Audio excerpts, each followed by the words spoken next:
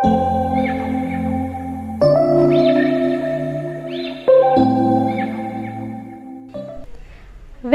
To sweet home.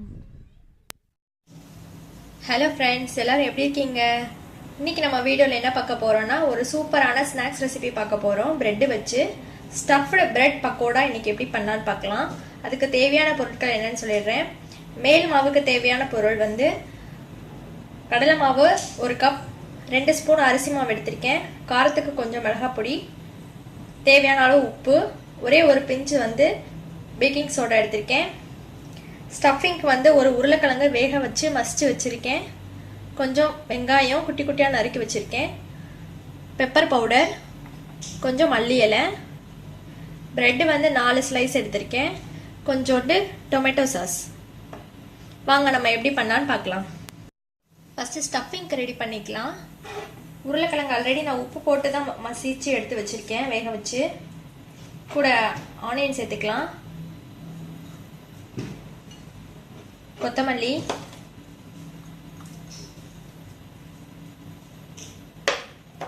காரத்துக்கு கொஞ்சம் pepper. இதை நல்லா பிசைஞ்சு விட்டுக்கலாம்.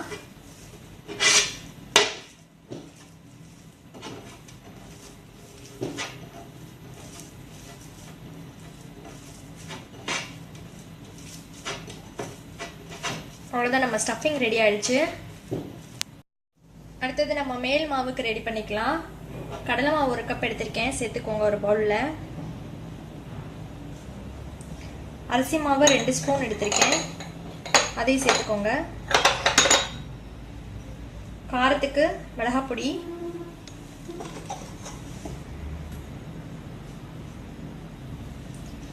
ஒரு பிஞ்ச் வந்து பேக்கிங் சோடா, தேவையான அளவு உப்பு, மாவுக்கு தேவையான அளவு உப்பு. மாவு தண்ணி ஊற்றி நல்லா கலந்துக்குவோம். ரொம்ப தண்ணி ஆகிடாமல் கொஞ்சம் கொஞ்சமாக சேர்த்துக்கோங்க தண்ணி. அதே சமயம் கட்டி இல்லாமல் கலந்துக்கோங்க.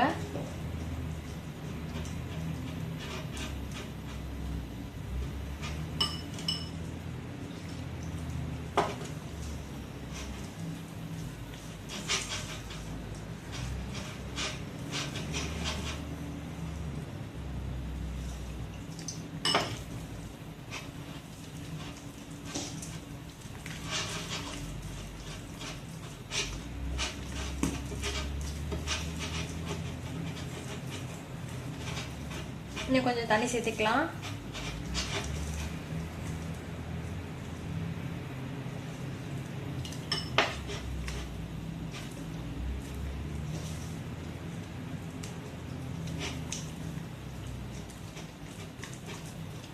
நீங்கள் கலர் பவுடர் வேணுன்னா கூட ஆட் பண்ணிக்கலாம், ஃபுட் கலர். இந்த மாவுக்கு நான் ஆட் பண்ணலை, அது ஆப்ஷனல் தான். உங்களுக்கு கலராக வேணும் அப்படின்னா ஆட் பண்ணிக்கோங்க. இன்னும் கொஞ்சம் கூட ஆட் பண்ணிக்கலாம், இது ரொம்பவே திக்காக தான் இருக்குது.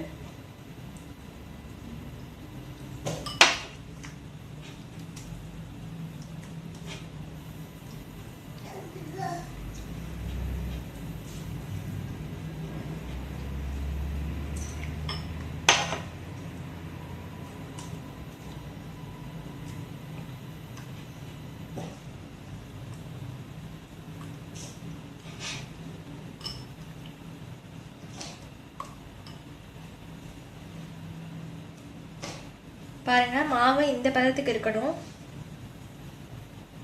ரொம்ப கட்டியாகவும் இருக்கக்கூடாது, ரொம்ப தண்ணியாகவும் இருக்க வேண்டாம். ஓரளவு நெகழ்த்தியாக பார்த்து ஆட் பண்ணிக்கோங்க தண்ணி.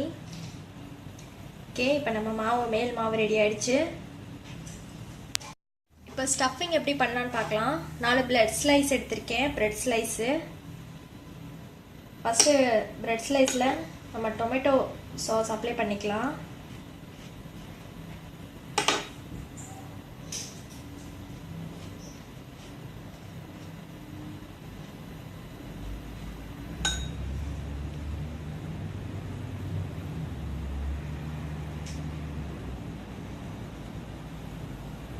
அப்ளை பண்ணிக்கோங்க. அப்ளை பண்ணிவிட்டு இந்த நம்ம ஸ்டஃபிங் இருக்குல்ல, உருளைக்கிழங்கு ஸ்டஃபிங், அதுவும் கொஞ்சம் எடுத்து ஸ்டஃப் பண்ணிக்கோங்க.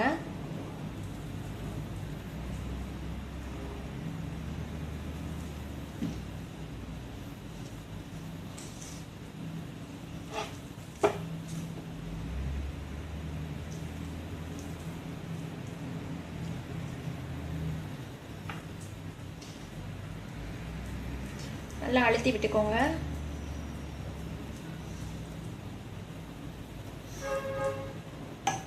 மேலே ஒரு பிரெட் ஸ்லைஸ் வச்சிடலாம்.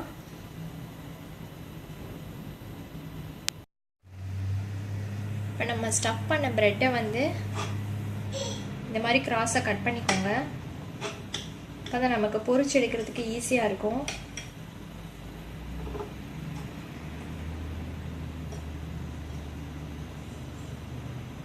பாருங்கள் நம்ம ஸ்டஃபிங் எப்படி தெரியுதுன்னு. ஓகே, அடுத்தது நம்ம பொரிச்சு எடுக்க வேண்டியது தான். இப்போ நம்ம எண்ணெய் காஞ்சிடுச்சு. நம்ம ப்ரெட்டை எடுத்து இதில் முக்கிட்டு அப்படி போடலாம்.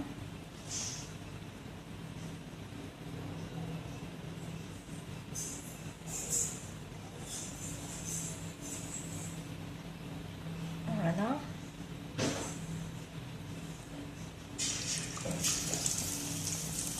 இன்னும் ஒன்று மட்டும் போடலாம்.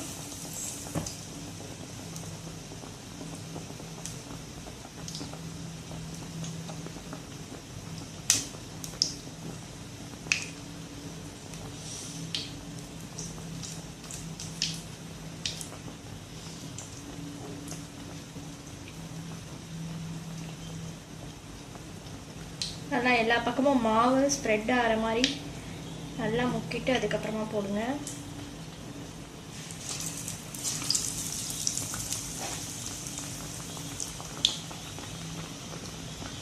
கொஞ்சம் வேகட்டும், அப்புறமா திருப்பி விட்டுக்கலாம். ஒரு பக்கமாக திருப்பி விட்டுக்கலாம்.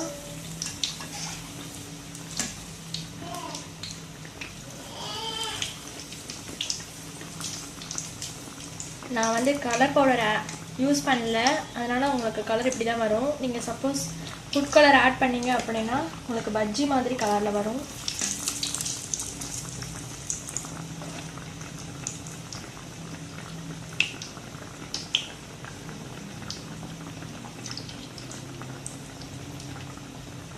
சாப்பிட்றதுக்கு ரொம்ப டேஸ்ட்டாக இருக்கும். குழந்தைங்களுக்குலாம் ரொம்ப பிடிக்கும் இந்த டிஷ்ஷு. கோல்டன் கலர் ஆனால் போதும், எடுத்துடலாம். நம்ம இந்த சைடு இன்னும் கொஞ்சம் வேகட்டும்.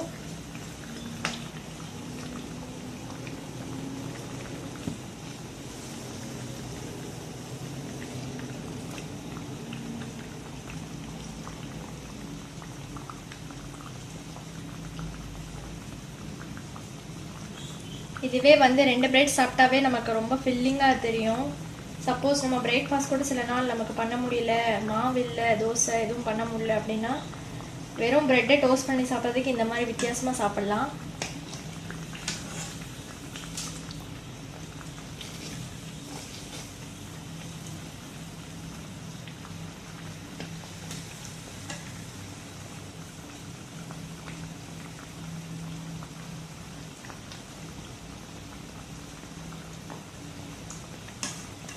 போதும், எடுத்துடலாம்.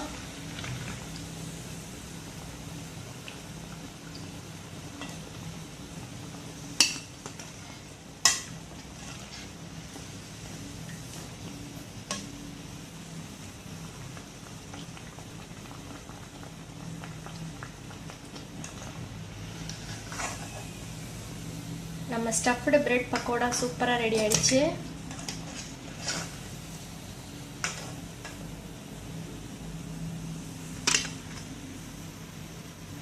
பாருங்க எவ்வளோ சூப்பராக இருக்குது, பார்க்க நல்லா கிறிஸ்பியாக இருக்கும் சாப்பிட்றதுக்கும். நம்ம ஸ்டஃப்டு பிரெட் பக்கோடா சூப்பராக ரெடி ஆகிடுச்சு. நல்லா மொறுமொறுன்னு உள்ள ஸ்டஃபிங்கோட. குழந்தைங்களுக்குலாம் ரொம்ப பிடிக்கும் இந்த டிஷ்ஷு. டொமேட்டோ சாஸ் வச்சு சாப்பிட்றதுக்கு இன்னும் நல்லாயிருக்கும். ப்ரெட் உங்களுக்கு ரொம்ப பெருசாக இருந்ததுன்னா நான் 2 ஸ்லைஸ் பண்ணேன், நீங்கள் அதை 4ஆக கூட வெட்டிக்கலாம். குட்டி குட்டி பக்கோடாவாக போட்டு எடுத்துக்கலாம். நீங்களும் இதை வீட்டில் ட்ரை பண்ணி பாருங்கள். இந்த வீடியோ உங்களுக்கு பிடிச்சிருந்ததுன்னா லைக் பண்ணுங்கள், ஷேர் பண்ணுங்கள், உங்கள் கருத்துக்களை கமெண்ட்ஸ் பண்ணுங்கள். இதே மாதிரி வீடியோஸ் தொடர்ந்து பார்க்கணுன்னா சேனலை சப்ஸ்கிரைப் பண்ணிக்கோங்க. தேங்க்யூ.